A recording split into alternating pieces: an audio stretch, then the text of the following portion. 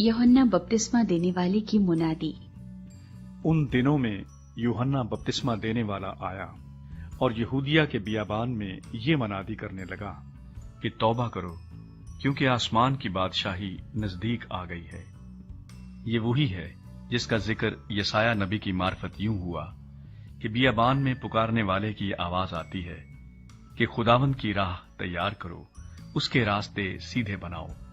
ये यूहन्ना ऊंट के बालों की पोशाक पहने और चमड़े का पटका अपनी कमर से बांधे रहता था, और इसकी खुराक टिड्डियां और जंगली शहद था। उस वक्त यरूशलेम और सारे यहूदिया और यरदन के गिरदोनवाह के सब लोग निकलकर उसके पास गए और अपने गुनाहों का इकरार करके दरिया यरदन में उससे बपतिस्मा लिया। मगर जब उसने बहुत से फरीसियों और सदूकियों को बपतिस्मे के लिए अपने पास आते देखा तो उनसे कहा कि आए सांप के बच्चों, तुमको किसने जता दिया कि आने वाले गजब से भागो? बस तौबा के मुआफिक फल लाओ और अपने दिलों में ये कहने का ख्याल न करो कि अब्राहम हमारा बाप है, क्योंकि मैं तुमसे कहता हूं कि खुदा इन पत्थरों से अब्राहम के लिए औलाद पैदा कर सकता है। और अब दरख्तों की जड़ पर कुल्हाड़ा रखा हुआ है, बस जो दरख्त अच्छा फल नहीं लाता वो काटा और आग में डाला जाता है। मैं तो तुमको तौबा के लिए पानी से बपतिस्मा देता हूं, लेकिन जो मेरे बाद आता है वो मुझसे जोरावर है, मैं उसकी जूतियां उठाने के लायक नहीं। वो तुमको रूहुल कुद्स और आग से बपतिस्मा देगा। उसका छाज उसके हाथ में है और वो अपने खिलेहान को खूब साफ करेगा और अपने गेहूं को तो खत्ते में जमा करेगा, मगर भूसी को उस आग में जलाएगा जो बुझने की नहीं। यीशु मसीह का बपतिस्मा। उस वक्त यीशु गलील से यरदन के किनारे यूहन्ना के पास उससे बपतिस्मा लेने आया, मगर यूहन्ना ये कहकर उसे मना करने लगा कि मैं आप तुझसे बपतिस्मा लेने का मोहताज हूं और तू मेरे पास आया है। यीशु ने जवाब में उससे कहा, अब तू होने ही दे, क्योंकि हमें इसी तरह सारी रास्तबाजी पूरी करना मुनासिब है। इस पर उसने होने दिया और यीशु बपतिस्मा लेकर फिलफौर पानी के पास से ऊपर गया, और देखो उसके लिए आसमान खुल गया और उसने खुदा के रूह को कबूतर की मानिंद उतरते और अपने ऊपर आते देखा।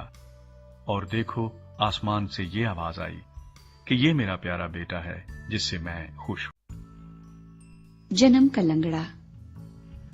पतरस और यूहन्ना दुआ के वक्त यानी तीसरे पहर हैकल को जा रहे थे, और लोग एक जन्म के लंगड़े को ला रहे थे जिसको हर रोज हैकल के उस दरवाजे पर बिठा देते थे जो खूबसूरत कहलाता है, ताकि हैकल में जाने वालों से भीख मांगे। जब उसने पतरस और यूहन्ना को हैकल में जाते देखा तो उनसे भीख मांगी। पतरस और यूहन्ना ने उस पर गौर से नजर की और पतरस ने कहा, हमारी तरफ देख। वो उनसे कुछ मिलने की उम्मीद पर उनकी तरफ मुतवज्जे हुआ। पतरस ने कहा, चांदी सोना तो मेरे पास है नहीं, मगर जो मेरे पास है वो तुझे दिए देता हूं। यीशु मसीह नासरी के नाम से चल फिर। और उसका दाहिना हाथ पकड़कर उसको उठाया, और उसी दम उसके पांव और टखने मजबूत हो गए, और वो कूद कर खड़ा हो गया और चलने फिरने लगा, और चलता और कूदता और खुदा की हम्द करता हुआ उनके साथ हैकल में गया। और सब लोगों ने उसे चलते फिरते और खुदा की हम्द करते देखकर उसको पहचाना कि ये वही है जो हैकल के खूबसूरत दरवाजे पर बैठा भीख मांगा करता था। और उस माजरे से जो उस पर वाक़या हुआ था बहुत दंग और हैरान हुए। हैकल में पतरस का पैगाम। जब वो पतरस और यूहन्ना को पकड़े हुए था तो सब लोग बहुत हैरान होकर उस बरामदे की तरफ जो सुलेमान का कहलाता है उनके पास दौड़े आए। पतरस ने ये देखकर लोगों से कहा, अय इस्राएलियों, इस पर तुम क्यों ताज्जुब करते हो और हमें क्यों इस तरह देख रहे हो कि गोया हमने अपनी कुदरत या दीनदारी से इस शख्स को चलता फिरता कर दिया। अब्राहम और इसहाक और याकूब के खुदा यानी हमारे बाप दादा के खुदा ने अपने खादिम यस्सु को जलाल दिया जिसे तुमने पकड़वा दिया। और जब पिलातूस ने उसे छोड़ देने का कसद किया तो तुमने उसके सामने उसका इनकार किया। तुमने उस कुद्दूस और रास्तबाज का इनकार किया और दरखास्त की कि एक खूनी तुम्हारी खातिर छोड़ दिया जाए। मगर जिंदगी के मालिक को कत्ल किया जिसे खुदा ने मुर्दों में से जिलाया। इसके हम गवाह हैं। उसी के नाम ने उस ईमान के वसीले से जो उसके नाम पर है इस शख्स को मजबूत किया जिसे तुम देखते और जानते हो। बेशक उसी ईमान ने जो उसके वसीले से है ये कामिल तंदुरुस्ती तुम सबके सामने उसे दी। और अब ऐ भाइयों, मैं जानता हूं कि तुमने ये काम नादानी से किया और ऐसा ही तुम्हारे सरदारों ने भी, मगर जिन बातों की खुदा ने सब नबियों की ज़बानी पेशतर खबर दी थी कि उसका मसीह दुख उठाएगा, वो उसने इसी तरह पूरी की। बस तौबा करो और रुजू लाओ ताकि तुम्हारे गुनाह मिटाए जाएं और इस तरह खुदावंद के हुजूर से ताजगी के दिन आए। और वो उस मसीह को जो तुम्हारे वास्ते मुकर्रर हुआ है यानी यस्सु को भेजे।